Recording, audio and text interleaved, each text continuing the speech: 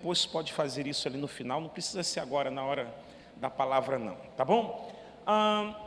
Antes que eu entre no texto, eu quero apresentar alguns amigos que estão entre nós nessa manhã. A igreja que congrega conosco conhece a minha postura sobre esse tema, e me refiro sobre as questões políticas. Algumas pessoas acreditam que eu tenho dificuldade com política, muito pelo contrário. Eu gosto tanto desse tema que eu vigio para que eu não cometa excessos no altar. E eu sei que para cada coisa existe hora e lugar. Nessa manhã nós estamos recebendo um dos príncipes, e eu não digo somente da cidade de Niterói, mas eu digo um dos príncipes do estado do Rio de Janeiro. Um homem que eu acompanho pela rede há pelo menos uns 4 anos, ou um pouco mais, e vejo que a jornada dele não se resume a anos eleitorais. De sorte que ele não está aqui hoje e porque eu sei que ele não é um oportunista da hora, é um servo de Deus, que quando vai em igrejas de maior porte, senta para ouvir, receber, e já vi tirando o instrumento da mala do seu carro para servir igrejas que nem têm estrutura, e serve com amor. Alguém que, isso aqui me chamou muita atenção, nos 2 pleitos que o Senhor deu vitória a ele, no domingo da eleição, ele larga tudo, vai para a igreja onde ele serve, e conheço o pastor dele há mais de 15 anos, o pastor Felipe Murdock, já foi meu parceiro, tanto ministerial, como meu cliente da empresa onde eu forneço uniformes também, nas escolas Legacy. Então conheço o pastor dele, conheço a casa onde ele serve, conheço a família, conheço parte do seu gabinete, da qual um dos membros do gabinete é uma líder dessa casa, uma família que dá muito testemunho. Então eu quero fazer uso da prerrogativa da carta do apóstolo Paulo aos Romanos, no capítulo de número 13, diz que nós homens devemos estar subordinados às autoridades, porque toda autoridade é levantada por Deus. Com ele também está um dos que defendem a causa, do combate à intolerância religiosa, o doutor Jean Carlos Gonçalves. Então está conosco Jean Carlos Gonçalves, doutor que defende essa comissão de combate à intolerância religiosa da OAB do Rio de Janeiro, e conosco também o vereador mais votado da história de Niterói, o vereador Douglas Gomes. Fica de pé, por favor. Vamos aplaudir o Senhor pela vida desse príncipe. Doutor Jean também, fica de pé, Deus abençoe, em nome de Jesus. Permaneça de pé. Essa semana, na última quinta-feira, o Douglas entrou numa batalha. Eu não disse isso para ele, eu tenho o WhatsApp dele. Inclusive, na sexta-feira, nós iríamos visitar uma casa de recuperação, que o pastor lá, inclusive, é parente da pastora Neila, e nós, a Igreja Deus Tem Mais, por muitos meses ajudamos essa casa de recuperação, Rodolfo, enviando café para eles, que café o povo não manda, o povo manda sal, fubá, café é mais caro. E por um tempo a gente ajudou, por um bom tempo. Depois do Colete Verde nós cessamos, e eu me comprometi em retornar essa parceria. Na sexta-feira eu estaria com o Douglas lá, levando alguns quilos de café. Não foi possível, porque na quinta-feira o Douglas entrou em uma batalha, e eu não disse isso para ele, mas ali tinha um laço preparado, mas eu creio que Deus já cortou o laço. Quem crê, diga amém. Então, se você pode, estenda as mãos na direção desse campeão, desse príncipe de Deus, juntamente com o companheiro Jean. Pai, no nome de Jesus, nós te glorificamos pela vida do Douglas, doutor Jean. A guerra não é pequena, é grande, e hoje eles estão aqui como filhos que visitam uma obra e receberão uma palavra.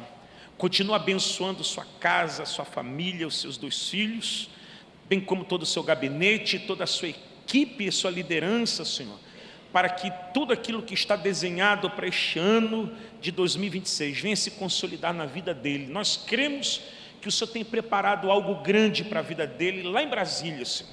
Que o anjo do Senhor vá diante dele e confirme essa obra e o livre de todo mal e do maligno, em nome de Jesus. Toda a igreja diga amém. Amém. Tome seu assento. Nessa manhã eu serei muito breve, porque nós hoje vamos encerrar a nossa jornada na série Nas Mãos de Deus. Ontem eu fui perguntado: o senhor já sabe o que o senhor vai pregar amanhã? Eu falei: não, mas eu estou muito tranquilo, porque essa série foi gerada no coração de Deus. E nessa madrugada, como eu me levantei, coloquei um louvor, como sempre faço, passei um café e comecei a minha adoração. O Senhor me fez lembrar de um texto, que eu creio ser um texto perfeito para nós encerrarmos essa jornada. No final nós vamos cear.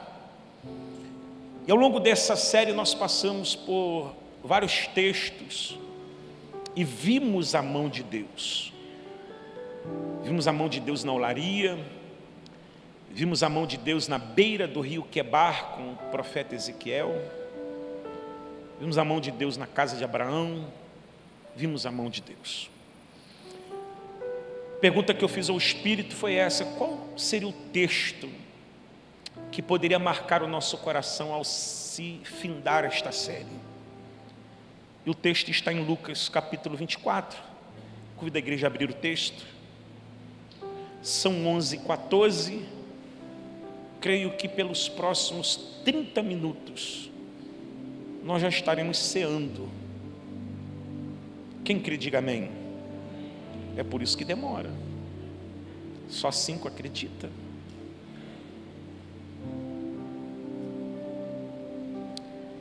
Evangelho por Lucas capítulo 24, versos 50 e 51.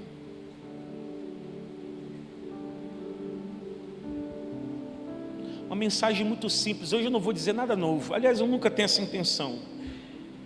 Nunca tenho essa intenção. Mas nós vamos lembrar de coisas que sabemos, que é importante. Rodolfo vai pregar comigo. Me ajuda aí, varão. Eu vou ler o verso 50, a igreja vai ler o verso 51. Bem bonito. Então Jesus os levou para fora, até Betânia, e erguendo as mãos, os abençoou. A igreja.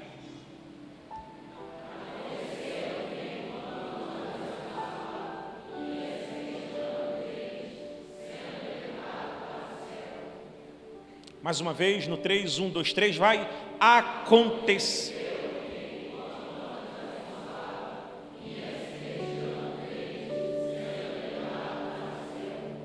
Quantos podem aplaudir o Senhor pela sua palavra nessa manhã? Façam isso com sentimento de gratidão. Ao perguntar ao Espírito Santo, o autor da palavra, qual seria o texto que casaria de forma perfeita com o encerramento desta série, o Senhor me fez lembrar desse momento único.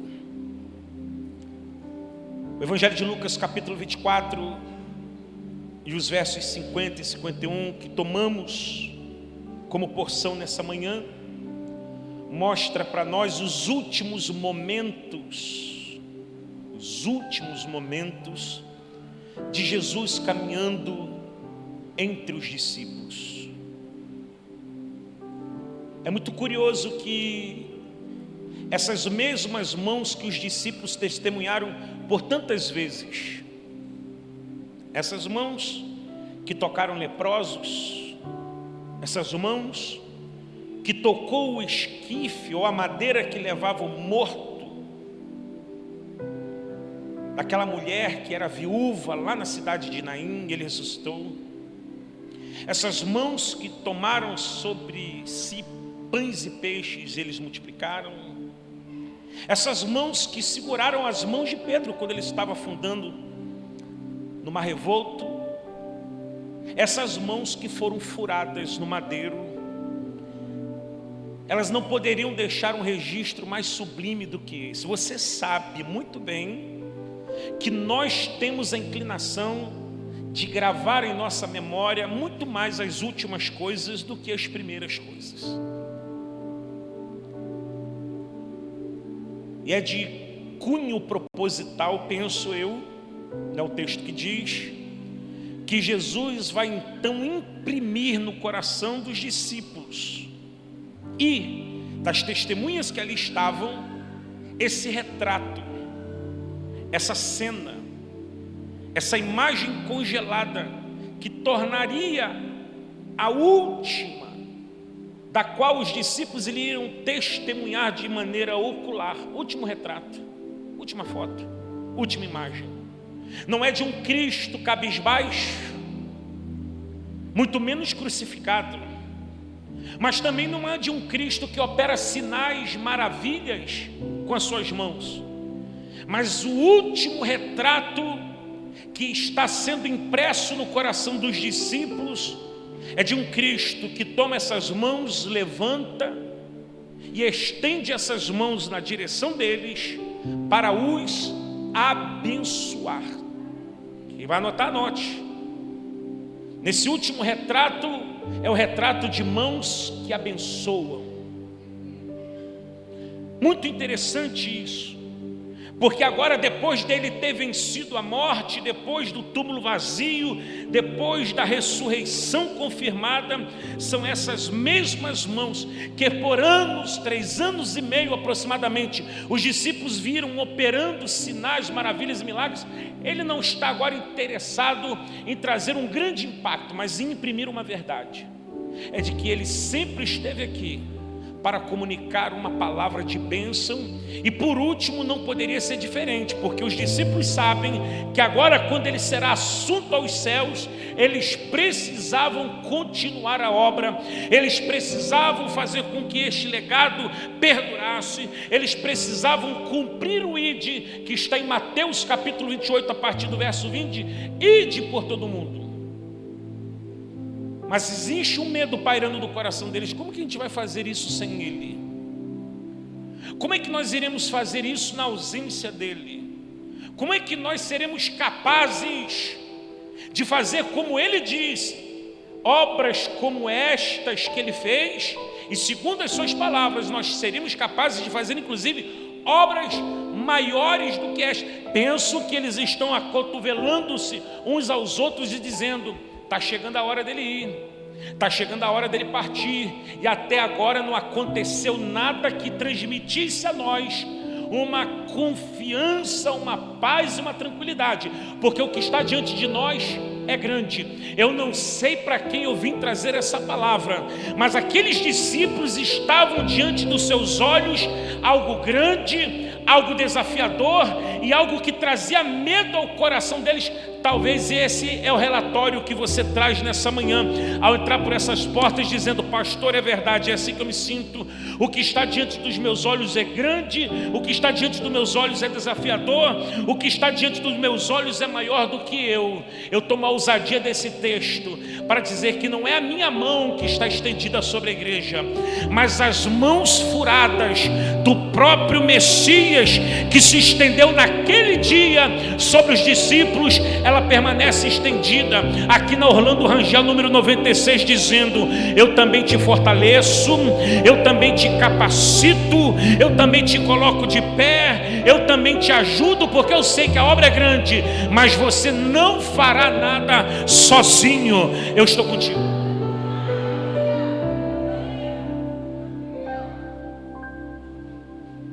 Interessante, né? Que as mãos que estão sendo estendidas são as mesmas. Diga as mesmas. Diga mais forte, as mesmas. Mesmo que, pastor? As mesmas que foram furadas.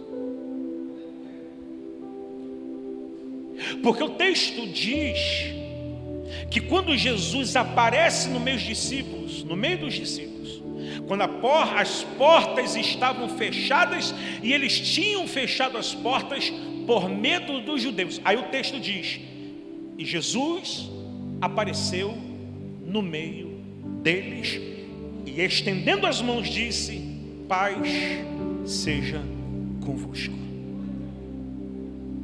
Você não prestou atenção no texto? Porque o texto não disse que ele passou pela porta para entrar no recinto. O meu Deus ali. O texto não diz que, como Pedro, enquanto a igreja orava, ele bateu na porta para que alguém abrisse a porta. Então ele não precisa bater na porta para ninguém abrir a porta, e ele nem precisa abrir a porta, porque pastor, porque ele já é a porta. Aí o texto diz, então ele, aparecendo no meio dos discípulos, disse, paz seja convosco. Entenda que na primeira aparição dele, o Tomé não estava. E Tomé vai fazer uma queixa, não, mas eu não vi. Como que eu vou crer? Eu só posso acreditar se eu ver as mãos. Ver o quê? Ver o quê? A Jesus não despreza a necessidade do incrédulo Tomé. Por quê? Porque ninguém é desprezível. Cada um tem a sua particularidade. E Jesus vai aparecer novamente, disse, e então apareceu ele novamente, só que agora Tomé estava lá. Jesus fala assim, você não queria ver? Está aqui, ó. Toca aí. Inclusive o meu lado também, se quiser pode tocar. Eu quero dizer para alguém nessa manhã que as mãos que foram estendidas para abençoar são mãos furadas, são mãos feridas, são mãos que na sexta-feira sobre o Monte Gólgota estava sendo atravessada por pregos gigantescos e cravadas em uma cruz. É como se Deus estivesse dizendo para nós, ou para alguém, eu não sei se é para alguém aqui nessa manhã, que aquelas mãos não eram mãos perfeitas, eram mãos que carregavam cicatrizes, eram mãos que carregavam uma história, eram mãos que carregavam uma dor. Quem é que disse para você que para você ser um instrumento da graça de Deus, a sua história tem que ser perfeita? Aquelas mãos estavam faltando um pedaço. Alguém pegou? Aquelas mãos estavam faltando um pedaço. Aquelas mãos semana passada estavam sangrando. Aquelas mãos dia desse estavam com uma ferida aberta, mas agora são mãos que se estendem para abençoar. É Deus dizendo para alguém assim, ó, eu nunca precisei de uma história perfeita para usar alguém. Não. Quem diz que o seu passado te descredencia é o acusador. Deus está dizendo, eu sei das suas feridas, eu conheço as suas limitações, eu sei que você está dizendo, mas está faltando alguma coisa, um pedaço de mim foi arrancado, eu tenho capítulos de sangramento na minha história. O Eterno está aqui nessa manhã dizendo, mas é essa história que eu quero usar, é esse o capítulo que eu quero potencializar, porque se eu quisesse perfeito, o Deus eterno está dizendo, eu traria os anjos do céu para a terra, para que eles fossem os anunciadores da minha palavra, mas eu estou usando gente que está faltando um pedaço na sua história. Tem história que está sangrando hoje aqui ainda. Alguém entrou por essa porta de cabeça baixa dizendo, eu não sou a pessoa perfeita, então dê a sua mão para mim, porque eu também não sou a pessoa perfeita, mas se eu estou aqui, eu estou pela graça, se eu estou aqui, eu estou pela bondade, se eu estou aqui, eu estou pela misericórdia de Deus. Será que tem mais gente? Tem mais alguém comigo aqui nessa manhã? Será que tem uns 100 para ligar comigo essa palavra? Segura na mão de quem está do seu lado, diga assim, ainda bem que Ele não está contando com os perfeitos. Bem-vindo ao time. Bem-vindo ao time.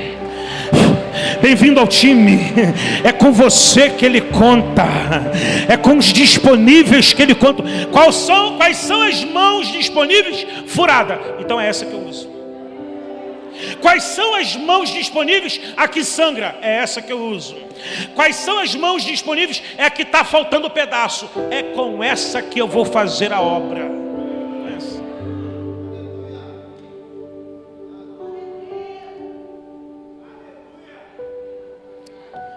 Bata no seu peito com autoridade, porque daqui a pouco a gente vai comer o pão e beber o cálice, para a vergonha do diabo. Bata no seu peito com autoridade e diga assim, olha, Deus está me ensinando que as minhas cicatrizes não anulam o propósito dele na minha vida. Então a gente está andando com cicatriz, mas está andando com marcas, mas está prosseguindo.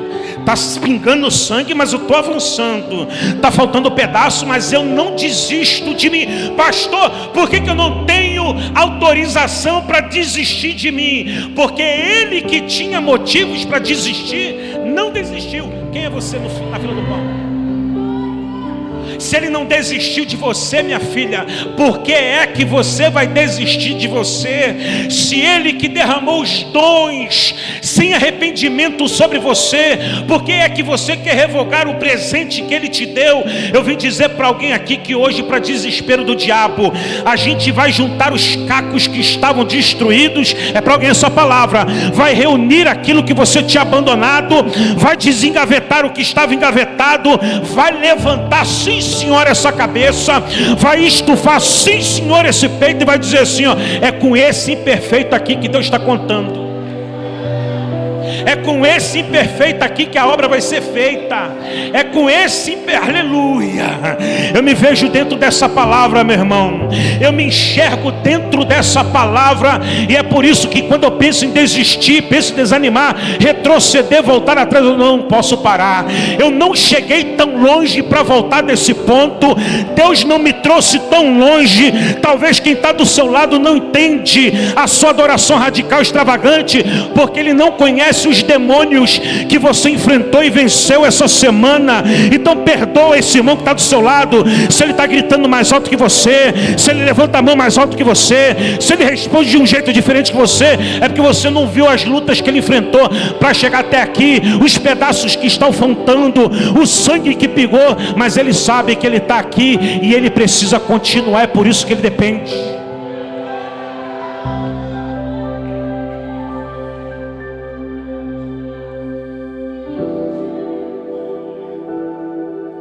Quem disse?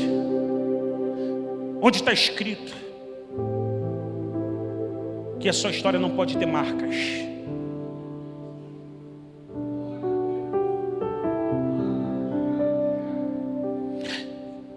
Nunca foi promessa de que nós chegaríamos intactos no grande dia.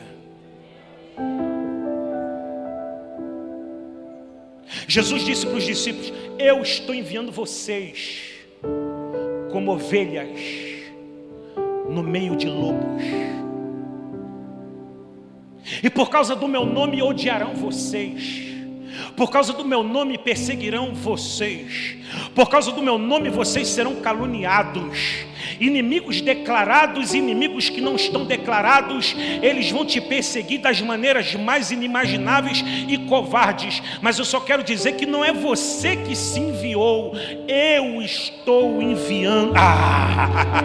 Eu estou enviando vocês. Sou eu que estou credenciando vocês. Não é você que se jogou nesse negócio aí, não. Não, fui eu que te coloquei nisso. Tá achando que foi você que sentiu uma vontade de se envolver, um desejozinho de se jogar? Meu irmão, se você acha que se eu pudesse escolher, eu ia ser pastor, você acha que se o pastor Max pudesse escolher, ele ia ser pastor? Com tanta coisa para a gente fazer na vida, não digo coisas melhores não, coisas que poderiam nos promover sem problema, mas nós não escolhemos, alguém vai pegar, nós não escolhemos estar aqui, você não escolheu ser quem você é. Não. É por isso que se alguém disser para você assim, muito obrigado pelo seu sim, corrija com amor e com carinho, diga assim, ó, eu não tinha alternativa.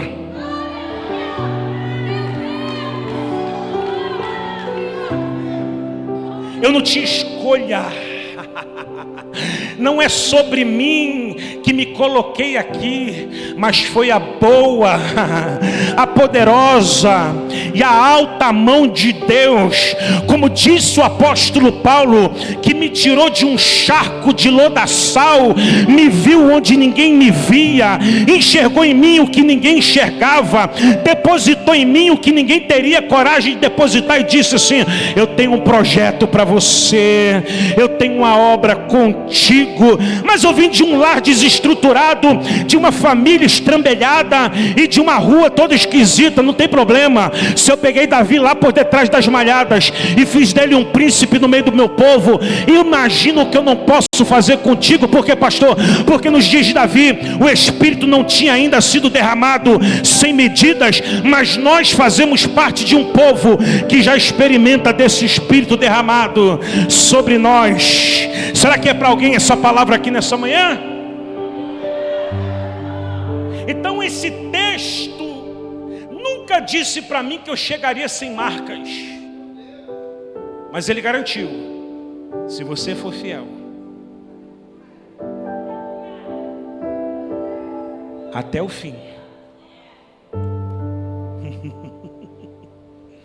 Eu gosto quando Isaías disse assim: quando passares pelas águas. Não temos uma condicional se. O texto é quando. De novo. Não é se, é quando. Vamos aprender? Diga, não é se, é como. Quando? Então se o texto diz quando passar, é porque vai passar.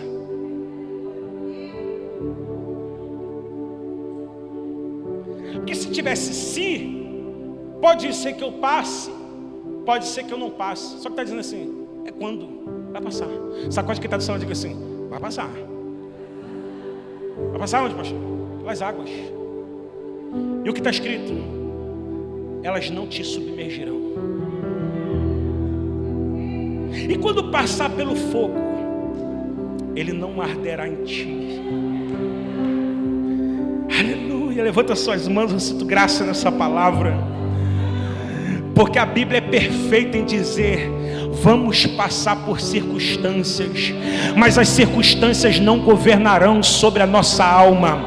Vamos passar por circunstâncias, mas elas não serão poderosas o suficiente para anular o propósito de Deus na nossa vida. Muito pelo contrário, tudo aquilo que Deus me permite passar é para a glória do nome dEle, é para louvor do nome dEle. É como se Ele olhasse para você, minha filha, e visse a sua estrutura. Desceu, eu vou liberar. Ele viu a sua estrutura e falou assim: essa aqui aguenta, puxa a ficha dela, joga no vale. Que isso, é muito? Não, mas eu sei que ela aguenta. E aquele ali, eu já vi a estrutura dele, já vi as colunas e o alicerce, puxa a ficha dele, joga no meio daquele fogo. Mas é muito? Não, eu já sei que ele suporta.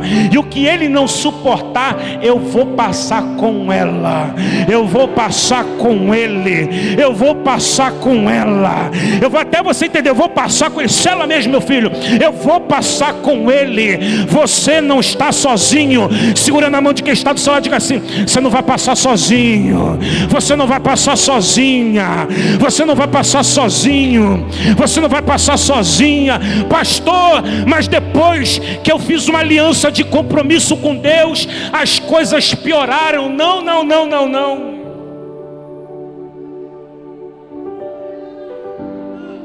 Não é isso não. Mas pastor, depois que eu comecei a orar, piorou. Não. Mas depois que eu comecei a jejuar, piorou. Não. Mas pastor, agora que eu fiz o compromisso de me envolver, os inimigos se levantaram, o negócio está difícil. Não é essa a lente. Qual é a lente? É que Deus te ama tanto, e Ele conhece o seu futuro, porque Ele está lá.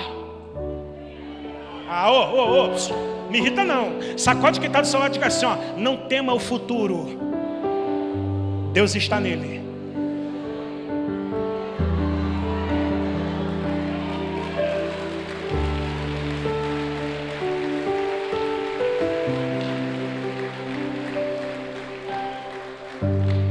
É por isso que Deus não tem pena de você. É por isso que Ele não vai te poupar. É por isso que Ele não vai te livrar dor, Ele te livra porque isso aí é necessário para forjar você para coisas maiores. porque Ele sabe a maneira como Ele te torna mais dependente dEle. Ele está te chamando para um tempo de mais comunhão, Ele está te chamando para um tempo de mais dependência, Ele está te chamando para um tempo de maior compromisso, Ele está te chamando para um tempo de maior busca. Pastor, então quando que esse vale termina? Quando eu aprendo com Ele. Quando que esse vale termina? Quando Ele me ensina o que eu preciso ser e onde eu preciso estar. Eu vim dizer para alguém assim: se você quer encurtar esse tempo de vale, abaixe esse nariz e aprende logo. Se submeta à vontade do eterno Deus. Porque não está escrito: os humilhados serão exaltados. Que Bíblia é essa que vocês estão lendo, gente? Aí você vai para o Instagram, faz até uma arte no GPT. Quando a afronta vem: os humilhados serão exaltados. É a Bíblia de São Cipriano que vocês estão lendo?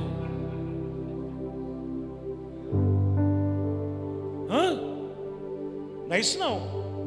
O meu texto diz: humilhai-vos perante a mão do vosso Deus, e Ele, no meu tempo, no seu tempo, e Ele, a seu tempo, te exaltará.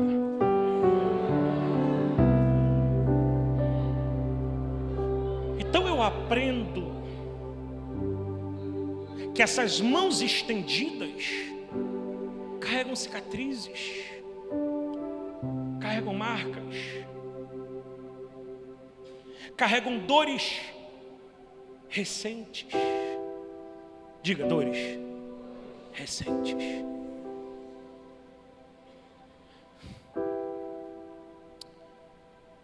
Cara, porque se fosse depender das nossas orações, pelas nossas orações, a gente não passaria por prova nenhuma. Sim ou não? A gente ora, Senhor, vai tirando todo o laço,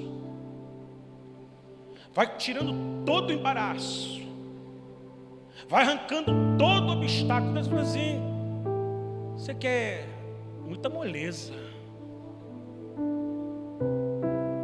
Porque Paulo, escrevendo aos Filipenses e aos Colossenses, a carta mais cristocêntrica, as duas, Paulo vai dizer assim: nem o filho dele ele poupou. Por que você acha que ele tem que te livrar de tudo? Para provar que te ama. Até porque eu preciso te dizer, por mais que eu ame meus filhos, Isaac está em período de prova escolar, e eu amo e quero que ele passe com a tal da nota azul. Quem me ouve, diga amém. Só que para ele passar com a tal da nota azul, eu não posso deixar ele jogar o PS5 na hora que ele quer. Para ele passar com a tal nota azul, eu não posso deixar ele ver o desenho que ele quer.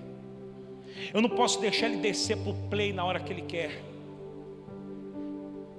E a gente precisa encarcerar ele dentro de um quarto, cárcere privado,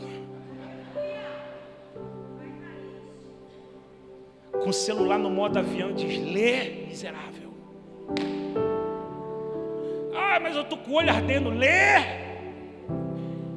Mas eu estou com sono, lê. Escreve. É desamor isso ou é amor?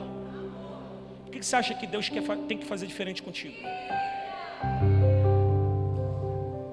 Sacode que está do seu lado e diga assim: o Pai quer que você passe com 10.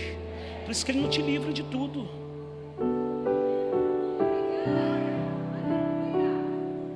Porque, e desceu, Ele não vai te preparar quando a prova vem na sua frente na mesa.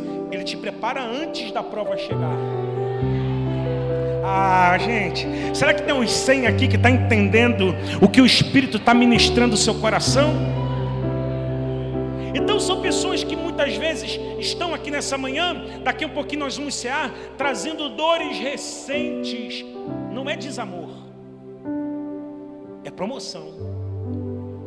É Deus te levando para um novo nível. Aprendo também Já começa a terminar. Que essas mãos que Jesus estende em Lucas 24, elas são uma dobradiça espiritual. A W. Tozer, ele diz o seguinte, que no momento em que ele está estendendo as mãos para abençoar, já praticamente no 50º dia depois da Páscoa, já tem uma conversa paralela e os discípulos estão dizendo, está chegando a hora dele ir, está chegando a hora dele ir, está chegando a hora dele ir. Talvez alguém mais distraído, que ainda não entendeu a mensagem, está dizendo assim, só que ele vai e a gente vai ficar sozinho?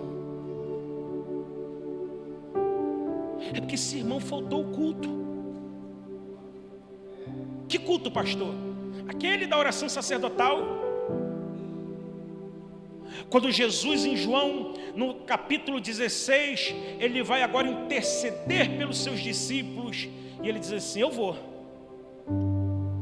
Ele já estava avisando que ele ia, mas ele já está dizendo também a condição de como eles vão ficar. Eu vou, mas eu não vos deixarei órfãos. Enviarei um outro Consolador. A palavra Paracletos é um amigo que anda do lado. Vou de novo. Meu texto, quando Jesus usa Consolador, o grego é Paracletos. Diga Paracletos. O que é Paracleto? É um amigo que ele não dá a mão não, ele segura no braço e fala assim, ó, você pode soltar, mas eu não te solto. Suas mãos podem cansar, mas as minhas não cansam. Os seus pés podem se fadigar, mas os meus não fadigam. Então, Paracletos, pastor, você está dizendo, é aquele que me abraça, está do meu lado e não desiste de mim, ainda que eu desista de mim, desista da jornada. É ele, quando não for suficiente, ele te dar o braço para caminhar do seu lado, ele te pega no colo e fala assim, agora vamos junto. Porque quando te faltarem forças, quando os seus recursos na terra se esgotarem, ainda as compotas dos céus estão transbordantes para derramar sobre a sua vida aquilo que está te faltando na terra. Então eu entendo com esse texto que as mãos levantadas de Jesus revelam uma ausência visível, mas não abandono. O Espírito vem. E para que o Espírito descesse, os alunos da Escola da Vida estão ligados aqui na pneumatologia, para que o Espírito fosse enviado, o Filho precisava chegar. Diga, o Filho sobe. Forte, diga, o Espírito sobe e o Espírito desce. A última visão, os músicos podem subir, o restante. A última visão visível dos discípulos sobre o Cristo foi um Cristo de mãos estendidas para abençoar. Último retrato. Eu termino.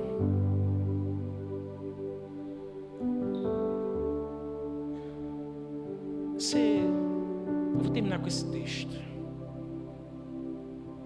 Abre aí.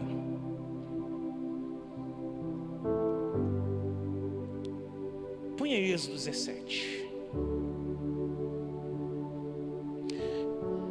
Eu estou encerrando a minha série, a nossa série sobre a mão de Deus, falando sobre mãos estendidas. Estevão, tem um texto clássico em Êxodo 17 sobre a diferença que uma mão estendida pode fazer. Eu quero que você entenda, de Carlinhos e tia Regina, meus sogros, que tudo que está na Bíblia revela um anelo do céu sobre nós. Guarda isso, guarda isso. Dobre sua atenção. Tudo que está registrado no texto pode ser um prenúncio de um espelho. A Bíblia também é um espelho. Diga, a Bíblia também é o quê? Um espelho. Então, pastor, você está me dizendo que existem coisas que eu olho na Bíblia que eu preciso reproduzir? É isso que eu estou dizendo. Isso é tão verdade que um dia Paulo, só ele usou essa expressão, mas ele podia dizer, quando ele diz assim: sejam meus imitadores. Só que ele não para aqui. Ele diz assim: como eu sou um imitador de Cristo. Então Paulo está reproduzindo o que ele aprende com Jesus. Embora esse aprendizado não tenha sido um aprendizado físico, presencial, Paulo não testemunhou, a não ser no caminho de Damasco, por uma visão. Mas Paulo está dizendo assim: eu aprendi com ele, aprendo comigo. Então eu posso olhar para algumas coisas no texto e dizer assim: eu preciso reproduzir isso aqui, porque se isso aqui deu certo na vida de fulano, esse princípio vai funcionar na minha vida também. Em Êxodo 17 eu tenho algo muito poderoso para comunicar à igreja. A partir do verso de número 8, põe na tela. Eu leio os pares, a igreja lê os ímpares, e nós vamos até o 13 para aplicar ICA.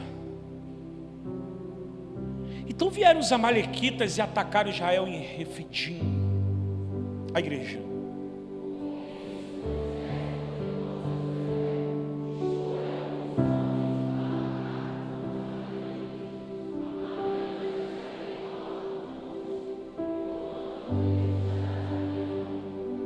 Então entenda, Moisés diz a Josué, que é mais novo, um capitão: desce e luta com eles, e eu subo. É essa a reprodução. Josué está no campo de batalha, Moisés está sobre o monte com Arão e Ur para orar. Verso 11. E quando Moisés levantava a mão, Israel vencia. Quando, porém, ele abaixava as mãos, ou a mão, os amalequitas venciam. 12. A igreja.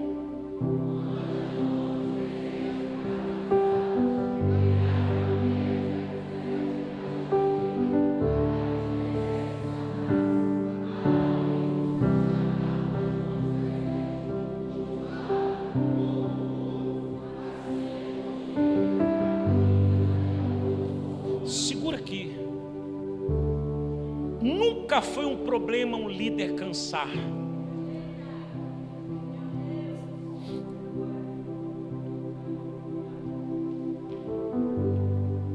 Nunca. Porque nós estamos falando do maior libertador levantado por Deus, para dar exemplo que nas batalhas líderes também cansam. Mas é um problema cansar? Não. Anota. Nunca foi problema líder cansar. Qual é o problema então, pastor? O problema é o líder cansar sozinho.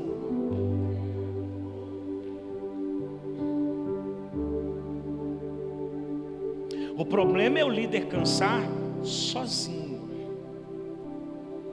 Porque Moisés, mesmo sendo Moisés, ele não ousa subir um monte para interceder sozinho. Arão,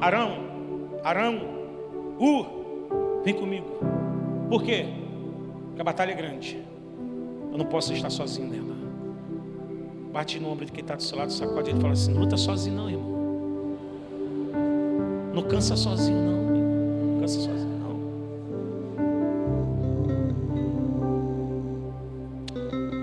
Verso 13. Não, volta no 12, volta no 12. Volta no 12, a gente não terminou.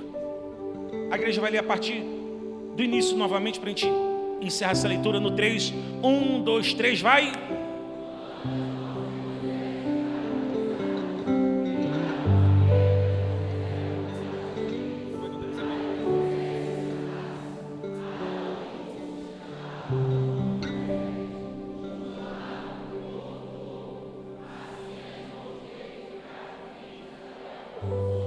Então o texto está me dizendo que o problema não é cansar, o problema é cansar sozinho, mas se eu estou acompanhado das pessoas certas, elas não vão usar o meu cansaço para usá-lo contra mim. Elas entendem que o meu cansaço é uma oportunidade para elas se juntarem a mim e unirmos forças. Porque por mais que Moisés fosse o cara que estendesse com essa mão que desceu. Pastor Rômulo, anota isso aqui. As mãos que hoje estão cansadas são as mesmas que um dia tinham um cajado na mão que se para o mar, e 2 milhões de hebreus levantam. Eu não posso desprezar a mão que um dia foi usada como um cajado para me libertar. Se hoje elas estão cansadas, são as mesmas mãos. Em Renan, são as mesmas mãos. Eu preciso entender que quem caminha comigo pode ter dia de cajado para abrir mar, mas pode ter dia de mãos cansadas, abaixadas, e no dia que essas mãos se abaixam, Moisés não deixa de ser Moisés, Deus não deixa de ser Deus, é Deus querendo me usar com o propósito para levantar as mãos cansadas e o nome do Senhor ser glorificado, glorificado. Eu quero que você ministre a alma de quem está do seu lado. Diga para ele: nos dias de cansaço, pode contar comigo.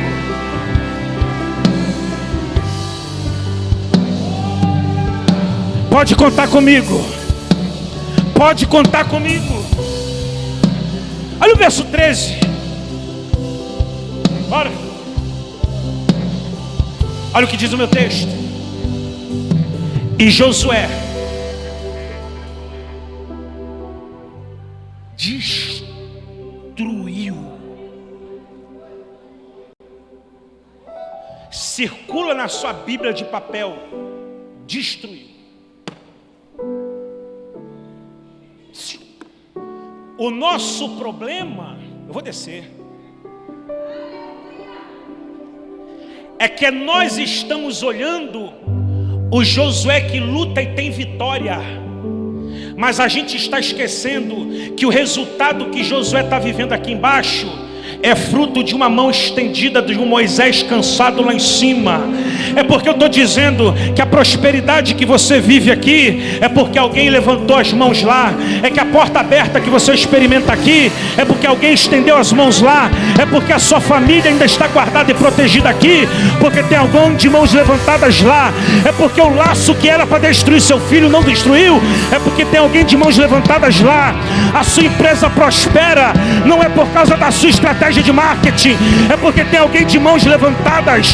Ai, meu Deus do céu, será que tem umas 400 pessoas aqui nessa manhã para entender que nunca foi sobre nós, sempre foi sobre Deus, usando intercessores, usando intercessoras, pessoas que muitas vezes não aparecem no campo de batalha, mas estão ocultos no monte, de mãos estendidas, porque entende que a vitória de Josué é minha, a vitória de Josué é minha também.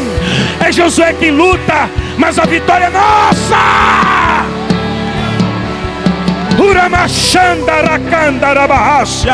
Porque enquanto suas mãos estão estendidas, sua família está guardada. Enquanto suas mãos estão estendidas, seu casamento está protegido. Enquanto suas mãos estão estendidas, em tempo de adversidade você avança. Enquanto tem mãos estendidas, a morte não te atinge, a depressão não te alcança, a ansiedade não te destrói. Os laços de morte podem te cercar, mas não vão te destruir. A gente quem liga essa palavra, quem liga essa palavra, quem liga essa palavra comigo. Será que tem 50? Será que tem 100? Será que tem 200 pessoas? Será que tem 400 que entraram por essas portas nessa manhã, como Josués que lutam e vencem? Mas é porque as mãos estão estendidas. Aleluia!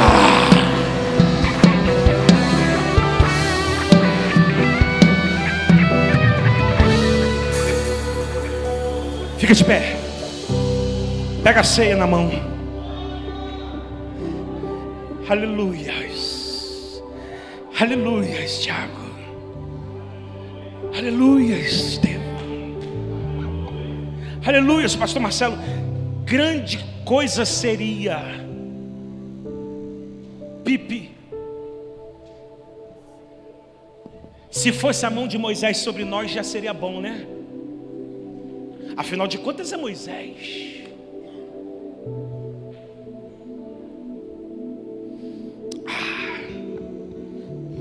O homem que falava com o Senhor face a face.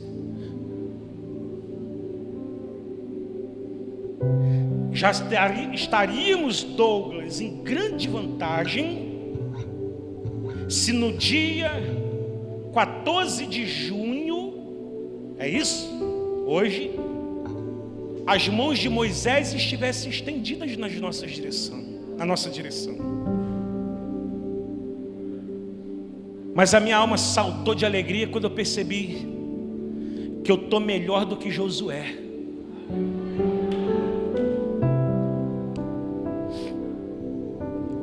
Já pegou, né, Varão?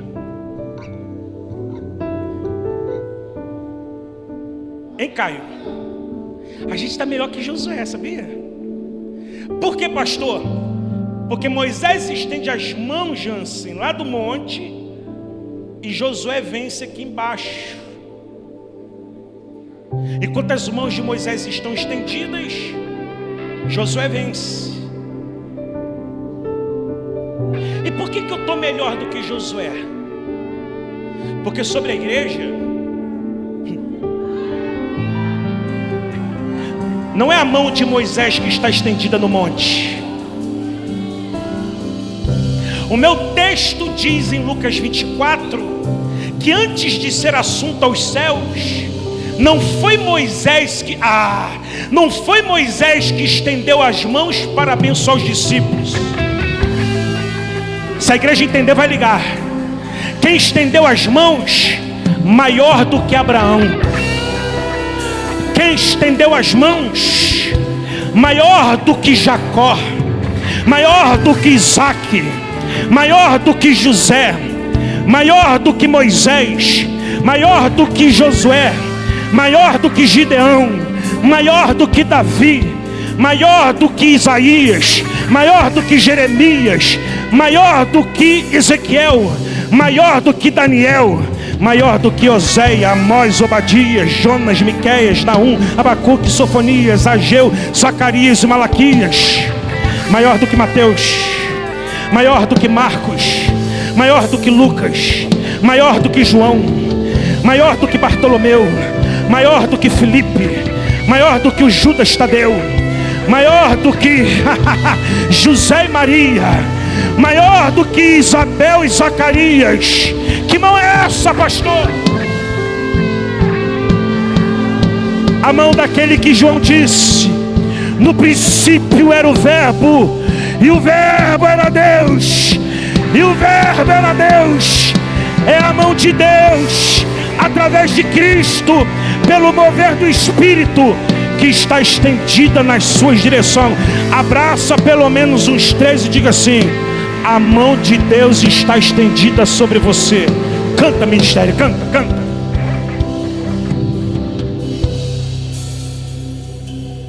Isso, abraça 4, abraça 5. É a mão de Deus que está estendida. Deveria saber o valor de ser amado, mas por outro lado, é a mão dele. O bem que eu quero fazer, de Aleluia, fato eu não faço. Aleluia. E dependendo do pecado, eu nem me sinto incomodado. Que alegria poder terminar então, essa série na tua palavra, falando não sobre a mão do oleiro, não, é sobre as mãos furadas e estendidas sobre nós. Quem pode adorar? Quem pode glorificar? Se de ti eu recebi perdão, mas não consigo perdoar ninguém. A outra face eu não dei. Aleluia. Só o meu ego escutei. Até amei os meus amigos, mas meus inimigos odiei. Na minha hipocrisia me achei melhor que o outro. Que mão é essa, pastor? Sem perceber a trave as mãos furadas do Calvário. No meu olho. É a mesma mão que ressuscita. É a mesma mão que multiplica. A mesma mão que fez o paralítico andar, o surdo ouvir, o mudo falar, o endemoniado se liberta. É a mesma mão. Que mão é essa? Ah, Jesus, quebra o meu orgulho, faz-me olhar pra cruz. Tira a dureza do meu coração. De joelhos eu segura aqui, Naira. Segura aqui. Perdão.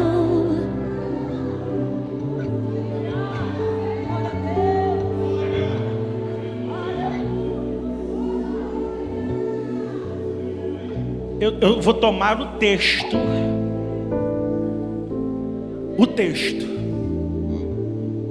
para revelar algo para a igreja. Quem quer ouvir, diga amém. As mãos de Jesus estendidas têm poder, sim ou não? Sim ou não?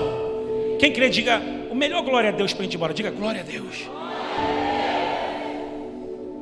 E se eu dissesse para você que a mão do crente estendida, que a mão de um filho, de uma filha, também tem poder? Eu sei que você vai perguntar: cadê o texto? Toma, vamos de Bíblia. Salmo 141, verso 2. Eu quero te dar motivos para você também estender suas mãos. Porque quando o seu filho sair de casa para estudar,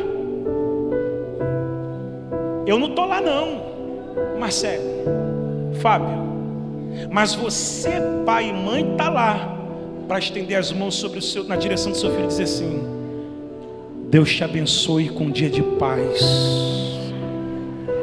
e que o Senhor eterno te livre de todo mal. Eu não vou aparecer na sua empresa segunda-feira, amanhã, mas você, quando chegar lá amanhã, você pode chegar já de mão estendida dizendo assim: eu declaro que esse lugar é um lugar de milagre. É um lugar de milagre. Olha, suba a tua presença, a minha. Olha aqui, gente, a minha oração como incenso, e seja o erguer das minhas mãos como a oferta da tarde. Você não entendeu? A oferta da tarde, pelo costume do judeu, remetia ao Éden. Por quê? Porque o texto diz que lá no Éden, o jardim que o Senhor plantou para o homem, todos os dias, na virada do dia, quem entrava? No entardecer, para dizer: e aí, Adão, tudo bom, meu preto?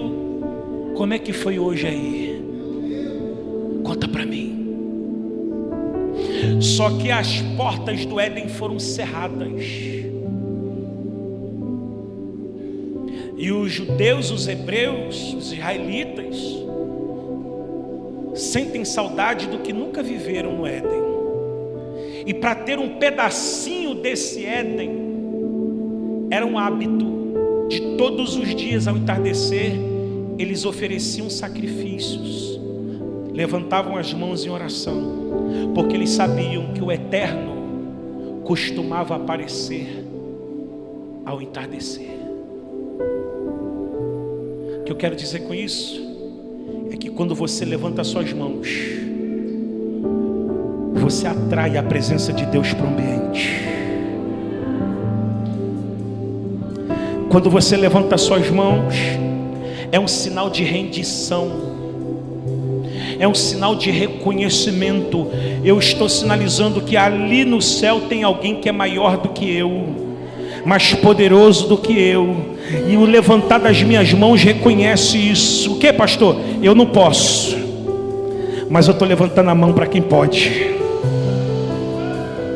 Eu não tenho, mas eu estou levantando as mãos para quem tem. Eu não sou, mas eu estou levantando as mãos para quem é. O levantar das minhas mãos é como um incenso que lá no trono ele faz assim, ó. Me agradei, vou descer. Quando você chega na sua casa hoje, já chega entrando de mãos levantadas, dizendo assim, que isso aqui é lugar de paz. E o diabo não tem lugar aqui. Isso aqui é lugar de provisão. A escassez vai embora. A minha casa é um lugar onde milagres se manifestam, porque tem alguém entrando de mãos levantadas, dizendo: a Ele a honra, a Ele a glória, a Ele o louvor, a Ele quem, pastor? Jesus. Vamos cantar para cear, vai.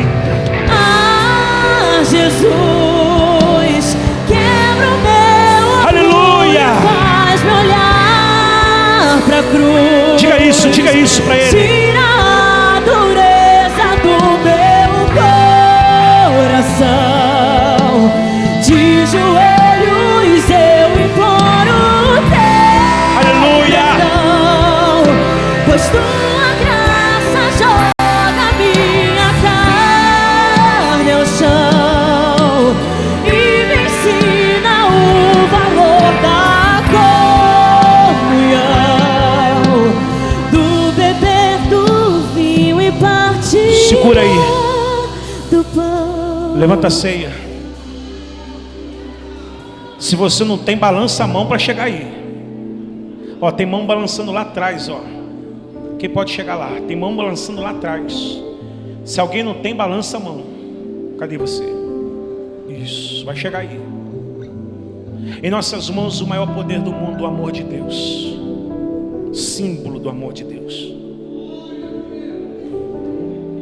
Nós não cremos em consubstanciação nem em transubstanciação. Aqui não tem carne e nem sangue, e não se transformará em sangue nem carne. É símbolo. Símbolo. É memória, é memorial, é renovação de aliança. Mas esse poder é tremendo, porque quando a gente come e bebe, nós estamos assinando a renovação de contrato, de comunhão, de propósito, para dizer e sinalizar para céus e para o inferno que o que veio contra ti não te parou, e você está pronto para caminhar mais um mês debaixo dessa aliança. Quem me ouve, diga amém. Isso. Levanta suas mãos para o céu, tendo os elementos nas mãos. Diga: Senhor Jesus, eu como e bebo para a glória do Pai, do Filho e do Espírito Santo. Como e bebo para perdão dos meus pecados e renovação da minha aliança e comunhão com o meu Cristo de mãos estendidas e com o meu irmão de mãos imperfeitas, como as minhas são também. Me fortalece, Senhor, me ajuda nessa caminhada, pelo poder do sangue e do corpo, em nome de Jesus. Comamos e bebamos para a glória de Deus. Comamos e bebamos em nome de Jesus. Não adianta fingir que está tudo bem. Se de ti eu recebi perdão, mas não consigo perdoar ninguém. A outra face eu não dei, só o meu ego escutei. Até amei os meus amigos, mas meus inimigos. Renova minha aliança com a igreja, com os pastores, os líderes de GCA, líderes de treinamento, técnica. Renova minha aliança em nome de Jesus. Comamos e bebamos em festa. Minha filha,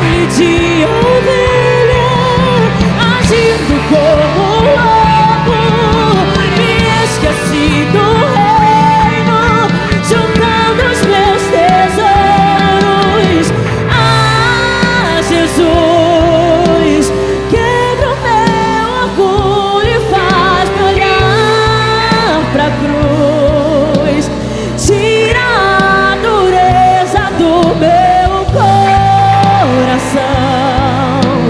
De joelhos eu imploro o teu perdão, pois tua graça joga minha carne ao chão e me ensina o valor da comunhão, do beber do vinho e partilhar do pão.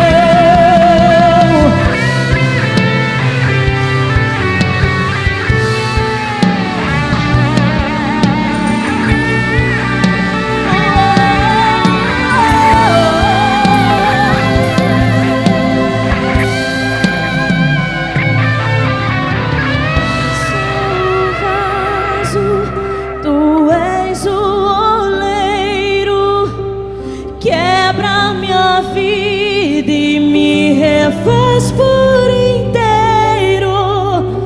Toma minha cruz e nego a mim mesmo, pois do pecado eu não sou mais prisioneiro. Eu sou um vaso, tu és o oleiro.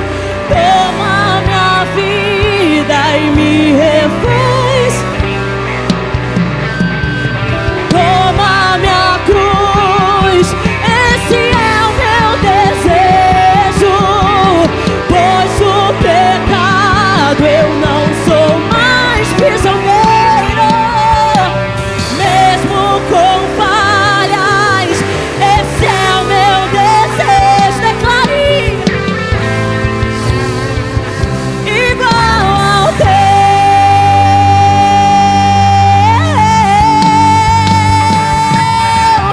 Dai-me um coração igual ao teu. Dai-me um coração igual ao teu, coração disposto a obedecer, cumprir todo o teu querer.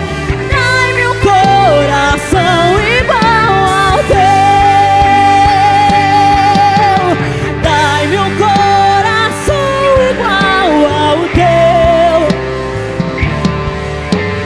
Dai-me um coração igual ao teu, coração disposto a obedecer, cumprir todo o teu querer. Dai-me um coração igual ao teu, Jesus. Quebra o meu orgulho e faz-me olhar pra cruz. Tira a dureza do meu coração. De joelhos eu imploro o teu perdão. Aplauda o Senhor, irmãos. Aplauda porque você é grato por aquele sacrifício que foi feito naquela cruz por mim e por você, em nome de Jesus. Peço que você tome seu assento por mais 5 minutos. Isso.